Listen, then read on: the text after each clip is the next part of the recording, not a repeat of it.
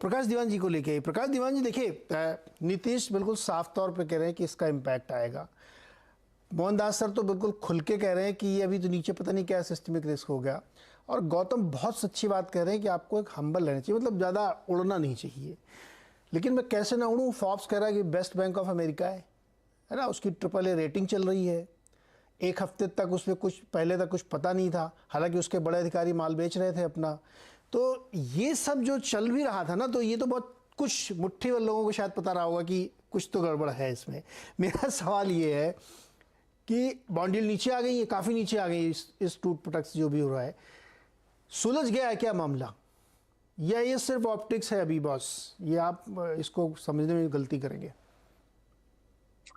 नीरज भाई, पहले तो आपको बताइए, आपने ये मुद्दा शुक्रवार के दिन लिया था जब दुनिया में जो हो रहा था, हिंदुस्तान में एटलीस्ट सिल्वर गेट और एसवीबी को कोई जानता नहीं था। तो आपने काफी टाइम से लोगों को एक वो दिया, फोर वार्निंग जैसी दी कि भाई ये कुछ गड़बड़ है, क्राइसिस, इसमें क्राइसिस में बदलने की फुल पोटेंशियल है। और वो एग्जैक्टली जो मोहनदास जी ने कहा कि ये सिस्टमिक रिस्क है। आप देखिए, यूएस के मार्केट में 850 छोटी बैंक है और करीब 5 बड़ी बैंक है। ठीक है। अब 850 बैंकों में अगर एक अच्छी बड़ी खासी बैंक को अगर ये हो सकती है, तकलीफ आ सकती है बिकॉज ऑफ दिस मिसमैच जो इन्वर्जन ऑफ यील्ड कर्व की वजह से आ रहा है, कि शॉर्ट टर्म यील्ड जो है वो अलग हो गई और वहां इंटरेस्ट रेट्स बढ़ गए और लॉन्ग टर्म के कम रहे। उसकी वजह से जो दिक्कतें ट्रेजरी में जो आ रही हैं, लॉसेस हो रही है बॉन्ड पोर्टफोलियो में, तो वो एक बैंक को नहीं सभी को होंगी। जिन्होंने भी इस टाइप के एडवेंचरस इन्वेस्टमेंट्स किए हुए हैं और इजी मनी जब आया था तब पार्किंग करी हुई है, तो वहां आज आनी थी। तो ये सिस्टमिक रिस्क तो है ही है, क्योंकि एक कोई बैंक के पर्टिकुलर कारोबार की वजह से नहीं है, या लेंडिंग पैटर्न की वजह से नहीं है, या फेलियर की वजह से नहीं है ना। सो अब इसका कंटेजियन कितना होगा ये किसी को नहीं मालूम है।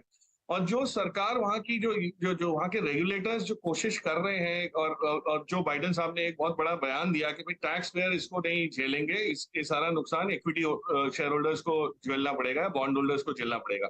तो मार सबसे ज्यादा वहां पड़ रहा है।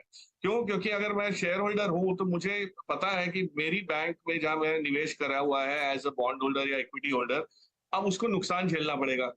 500 बेसिस पॉइंट, 5% का मूवमेंट हुआ है फ्रॉम द टाइम ऑफ 2020-21, जो फ्री मनी जब प्रिंट हो रहा था और आज जब यील्ड 5% आपकी बैठी हुई है। तो अगर लोग वहां पे पैसे शॉर्ट टर्म में कहीं और डालेंगे, पैसे रखेंगे ही नहीं बैंकों के पास, तो नेचुरली तो ये एसवीबी में जो लाइनें लग रही है, ये डिपॉजिट के से ज्यादा इसलिए लग रही है कि भाई हमारा पैसा निकाल के कहीं और लगाएं जहां पे एटलीस्ट हमको यील्ड भी अच्छी मिले। तो ये जो रन ऑन द बैंक्स है, ये थोड़ा कंटेजियन वाला माहौल बन सकता है। सरकार क्या करती है, क्या उसके हाथ में है, सक्षमता किस चीज की है, ये जानना थोड़ा सा अभी मुश्किल है, लेकिन आई एम श्योर इस प्रोग्रेसिंग स्टोरी जिसको हम कहते हैं। बट इससे साफ चीज जो जाहिर हो रही है वो क्या है, जो गौतम भी बहुत क्लियरली बोल रहे हैं, कि इक्विटी मार्केट के रिस्क को समझे बिना जिन लोग ने निवेश किया हुआ है उनको सबसे ज्यादा मार पड़ेगी। जो जिस दिन आपको रिस्क समझ आता है, तो इंग्लिश में कहावत है इक्विटी मार्केट में, that if you have to panic, panic timely. ऐसा है कि सब कुछ हो जाने के बाद पैनिक करने का कोई फायदा नहीं होगा, आपको नुकसान ही होगा। तो अगर आपको डर है, जो ये जो जो भय का जो एहसास हो रहा है लोगों को, ये और भी खतरनाक है। एक्चुअल भय कितना है वो तो जानना मुश्किल है, लेकिन भय का एहसास इतना है कि आदमी वो करता है। लेकिन हमारे यहाँ पे मार्केट में जो जो जैसे हमारे यहाँ की बैंक्स में भी मार पड़ रहा था या थोड़ा दबाव पड़ रहा था, वो थोड़ा सा एक एक सेंटिमेंट रब ऑफ है, वो टेम्पररी हो सकता है। तो यूएस के मार्केट में इम्पैक्ट जो हो रहा है वो यूएस को झेलना खास पड़ेगा।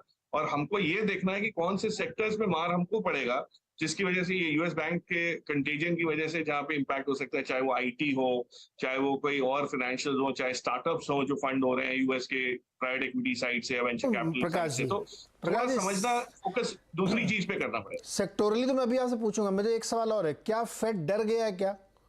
जैसे अभी गौतम ने कहा कि अब फेड शायद उसको लग रहा है कि सिस्टमिक रिस्क आ गया, तो अब ये नहीं करना चाहिए। तो जो जिस प्रॉब्लम को कंटेन करने के लिए फेड ने ये पूरा ड्रामा रचा, ड्रामा मतलब इन गुड वर्ड्स, कि ये पूरा खेल जो चल रहा था कि इन्फ्लेशन को 2% लाना है, वो तो आया नहीं अभी तक। तो क्या डर के बैठ जाएगा कि नहीं नहीं अभी नहीं बढ़ाना क्योंकि हमारे बैंक ही डूब रहे हैं? तो फिर तो एक और गंभीर समस्या खड़ी होगी, ना ना बैंक बच रहे हैं, ना इन्फ्लेशन नीचे आ रहा है और कुछ नहीं हो रहा है। डर गया क्या फेड? जो जो जो जो एक कहावत है ना, कि जो फेड कोशिश कर रहा था इन्फ्लेशन को काबू में लाने की, इंटरेस्ट रेट बढ़ा बढ़ा के और इतनी तेज रफ्तार से बढ़ा रहे थे, तो वैसा है कि भाई हो सकता है इन्फ्लेशन को काबू में ले आते, तो कहते देखो ऑपरेशन सक्सेसफुल हो गया पर पेशेंट मर गया, है ना। तो ये है कि आपने एक सोल्यूशन ढूंढ लिया, एक आपकी समझ में सोल्यूशन आ गया और वो आप करते गए, लगाते गए और बोलते गए कि भाई हम तो interest rate longer for higher वाला जो एक चल रहा था माहौल कि भाई इंटरेस्ट रेट तेज रहेंगे और काफी लंबे समय तक तेज रहेंगे, अगले साल तक की उम्मीदें बनी हुई थी कि ये इंटरेस्ट रेट ऊपर ही रहेंगे।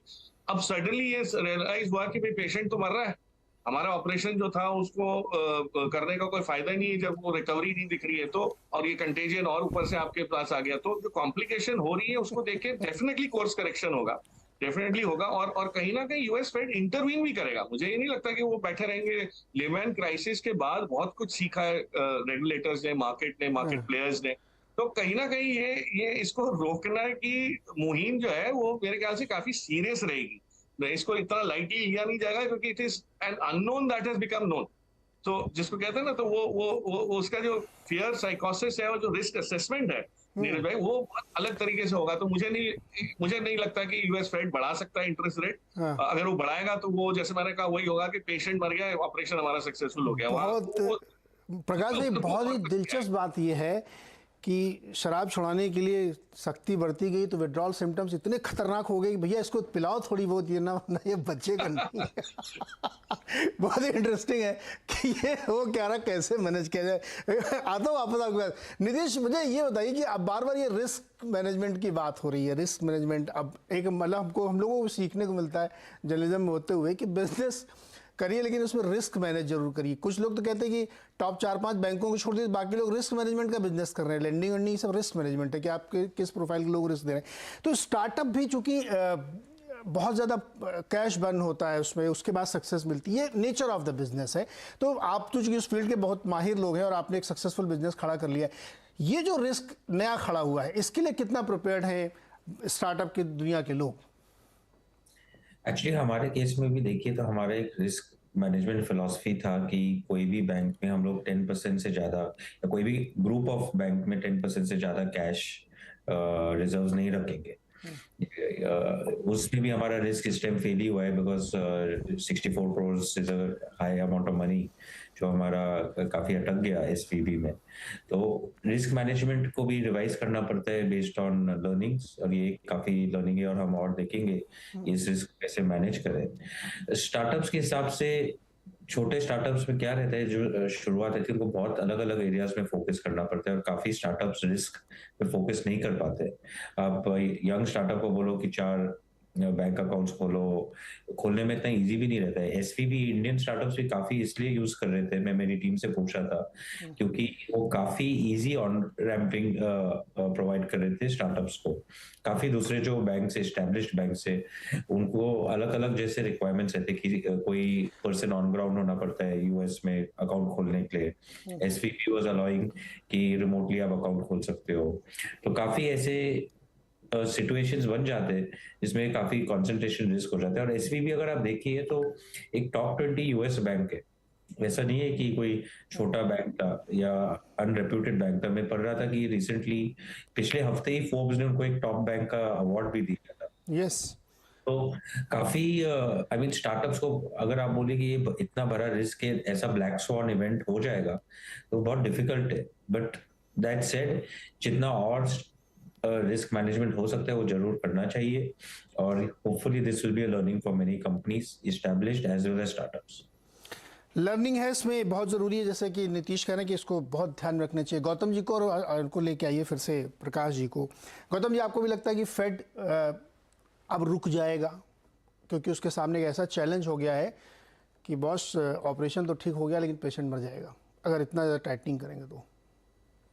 जी, आपने गोल्डमैन सैक्स रिपोर्ट की बात की थी कुछ देर पहले, जिसमें गोल्डमैन सैक्स एक्सपेक्ट कर रहे हैं कि इस महीने 25 बेसिस पॉइंट्स भी इंटरेस्ट रेट हाइक अब होगी नहीं। और मैं उससे सहमत हूँ। मुझे लगता है अब फेडरल रिजर्व रिस्क लेगा नहीं, बिकॉज अभी समय है फाइनेंशियल मार्केट्स को थोड़ा शांत करना और थोड़ा काम करना, and to manage the financial system very well. And अब अगर इंटरेस्ट रेट्स और बढ़ाएंगे तो सिस्टमिक रिस्क का प्रोबेबिलिटी और कहीं ज्यादा बढ़ जाएगा। तो worst case to worst case मेरे ख्याल से अब अगर फेडरल रिजर्व इंटरेस्ट रेट्स बढ़ाते भी हैं तो 25 बेसिस पॉइंट करके रुक जाएंगे। वो लोग सीधा बोलेंगे कि now we will wait and watch. लेकिन अगर ये प्रॉब्लम अगले 10 दिन में और बढ़ जाती है तो मेरे ख्याल से 22 और 23 मार्च को फेडरल रिजर्व इंटरेस्ट रेट्स बढ़ाएंगे नहीं। एंड इक्विटी मार्केट्स के लिए, अगर मैं अब इक्विटी मार्केट्स की बात करूं, सबसे अच्छा सिनारियो एक इन्वेस्टर के लिए क्या होता है? अगर इंटरेस्ट रेट्स पीक आउट कर गए हैं, इस आगे कटने वाले हैं, if interest rates cuts are going to happen, और अगर स्टॉक प्राइसेस कम हो रहे हैं, इसका मतलब क्या हुआ? Better valuations and better liquidity. And इसी तरह नए बुल मार्केट का जन्म होता है in the depths of pessimism. And जब सारी तरफ chaos और कंफ्यूजन चल रहा है, पूरा डर का माहौल है, दैट इज द टाइम एक नए बुल मार्केट का जन्म होता है। तो मेरे ख्याल से अगर फेडरल रिजर्व इंडिकेशन देता है कि हाँ इंटरेस्ट रेट्स पीक आउट कर गए हैं, और फेड फंड फ्यूचर्स मार्केट में ये भी कहता है कि अगले एक साल में काफी सारे इंटरेस्ट रेट्स कट्स होने वाले हैं, तो इससे बेटर सिनेरियो एक इक्विटी इन्वेस्टर के लिए हो ही नहीं सकता। तो हमें बहुत ध्यान से फेड फंड फ्यूचर्स को मॉनिटर करना चाहिए। प्रकाश जी ये बताइए, देखिए आप तीन लोग इस बात पर सहमत हो रहे हैं कि फेड को अब रुक जाना पड़ेगा और वो जो $630 बिलियन का